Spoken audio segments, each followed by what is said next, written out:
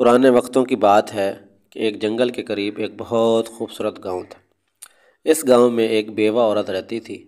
اس نے ایک بکری پال رکھی تھی۔ یہ بکری بہت بوڑھی تھی۔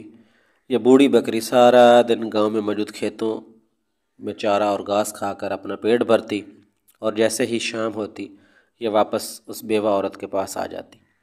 وہ اس کا دودھ دے کر بیچتی اور یوں اپنا وہ گزر بسر کرتی۔ ایک دن بکری گھاس کھاتے کھاتے گاؤں سے بہت دور جنگل میں نکل گئی۔ وہاں وہ گھاس کھانے میں اتنی مصروف تھی کہ اس کو وقت کے گزرنے کا احساس ہی نہ ہوا۔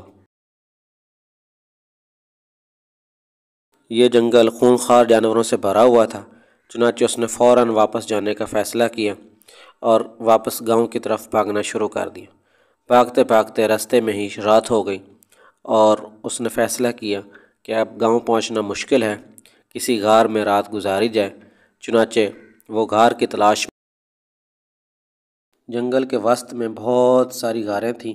چنانچہ اس نے ان غاروں میں سے کسی ایک کے اندر جانے کا فیصلہ کیا تاکہ رات وہ اس غار کے اندر گزارے اور صبح ہوتے ہی وہ واپس اپنے گاؤں کی طرف لوٹ جائے۔ لیکن جیسے ہی وہ ایک غار میں داخل ہوئی تو وہ یہ دیکھ کر ڈر گئی کہ سامنے ایک شیر بیٹھا ہوا تھا۔ اب بکری نہ تو بھاگ سکتی تھی اور نہ ہی شیر سے لڑ سکتی تھی۔ اچانک اس کے دماغ میں ایک ترکیب آئی۔ اس نے گردن اکڑا لی اور شیر کی آنکھوں میں آنکھیں ڈال کر گھورنے لگی۔ شیر نے یہ دیکھا تو اسے اب آنکھوں پر یقین ہی نہ آیا۔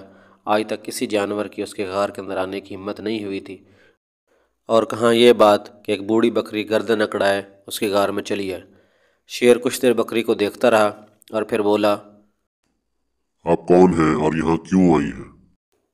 بکری بولی، میں بکریوں کی ملکہ ہوں۔ میں نے قسم کھائی ہے کہ 100 چیتے، 25 ہاتھی اور 10 شیر زندہ چبا جاؤں گی۔ اب تک میں 100 چیتے اور 25 ہاتھی تو چبا چکی ہوں، اب 10 شیروں کی تلاش میں ہوں۔ شیر یہ بات سن کر ڈر گیا۔ اس نے سوچا کیا پتہ بکری سچ کہہ رہی ہو۔ چنانچہ شیر نے کہا، میں مرنے کے لیے تیار ہوں، لیکن مرنے سے پہلے دریا میں نہانا چاہتا ہوں۔ بکری نے اجازت دے دی اور شیر غار سے نکل کر بھاگ کھڑا ہوا۔ راستے میں گیدڑ نے شیر کو بھاگتے ہوئے دیکھا تو بولا، اے جنگل کے بادشاہ، تو کہاں بھاگا جا رہا ہے؟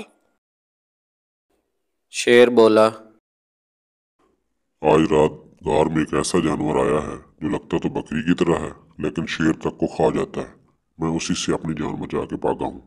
شریر گیدڑ یہ سن کر ہنس پڑا اور بولا، میں سمجھ گیا ہوں، آؤ غار میں واپس چلے، آج ایک شاندار دعوت اڑائیں گے۔ بکری نے شیر اور گیدڑ کو غار میں واپس آتے دیکھا تو بہت گھبرائی، لیکن اس نے ہمت نہ ہاری۔ وہ گیدڑ کی طرف دیکھ کر حقارت سے بولی، اے نامعقول غلام، میں نے تجھے 10 شیر لانے کو کہا تھا اور تو صرف ایک ہی شیر لے آیا۔ میں تجھے اس نافرمانی کی سزا دوں گی۔ یہ سن کر شیر سمجھا کہ گیدڑ نے اس کے ساتھ دھوکہ کیا ہے۔ اس نے ایک ہی وار میں گیدڑ کے 2 ٹکڑے کر دیے اور پھر دم دبا کر ایسا بھاگا کہ پیچھے مڑ کر ہی نہ دیکھا۔ شیر کے جانے کے بعد بکری آرام سے غار میں سو گئی